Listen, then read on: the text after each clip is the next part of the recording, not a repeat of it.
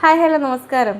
ഇന്ന് നമുക്ക് ആ 1/2 kg വെയിറ്റ് വരുന്ന ചോക്ലേറ്റ് ഫിൽഡ് കേക്ക് ഇല്ലായിരുന്നോ, അതിൻ്റെ മേക്കിംഗ് വീഡിയോ കാണാം കേട്ടോ. മേക്കിംഗ് എന്ന് വെച്ച് കഴിഞ്ഞാൽ അതിൻ്റെ സ്പഞ്ച് ഉണ്ടാക്കിയതല്ല, അതിന് ശേഷം ഐസിങ്ങും കാര്യങ്ങളും ഒക്കെയാണ്. അതിനകത്ത് എന്തൊക്കെയാണ് ഫില്ലിങ്, അങ്ങനെയുള്ള കാര്യങ്ങളാണ് ഇന്ന് നമ്മൾ നോക്കാൻ പോകുന്നത്. ഓക്കെ, അപ്പം 1/2 kgയുടെ സ്പഞ്ച് നല്ല കൊക്കോ പൗഡർ, ഡാർക്ക് കൊക്കോ പൗഡറൊക്കെ ഇട്ട് നല്ല അടിപൊളിയായിട്ട് ബേക്ക് ചെയ്തെടുത്തു. നല്ല സോഫ്റ്റ് സ്പഞ്ചായിരുന്നു കേട്ടോ.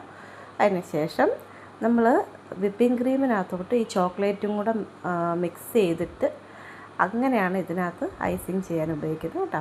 അപ്പോൾ ആദ്യം നമ്മൾ ഈ 1/2 kgയുടെ കേക്കിനെ നമ്മൾ 3ആയിട്ട് കട്ട് ചെയ്തെടുത്തായിരുന്നു. ഫസ്റ്റ് പീസ് വെച്ച് കൊടുത്തു. അതിനകത്തോട്ട് നമ്മൾ ഷുഗർ സിറപ്പ് ഒഴിച്ച് കൊടുക്കണം കേട്ടോ. അത്യാവശ്യം നല്ല രീതിക്ക് ഷുഗർ സിറപ്പ് ഒഴിച്ച്, ഞാൻ ഷുഗർ സിറപ്പ് ഉണ്ടാക്കുന്നതെന്ന് വെച്ച് കഴിഞ്ഞാൽ അതിൻ്റെ അകത്ത് നമ്മുടെ ചെറിയും കൂടി ഇടും കേട്ടോ. നല്ലൊരു വെറൈറ്റി ടേസ്റ്റ് അതിന്. അങ്ങനെ ഷുഗർ സിറപ്പ് ഒഴിച്ച് കൊടുത്തു.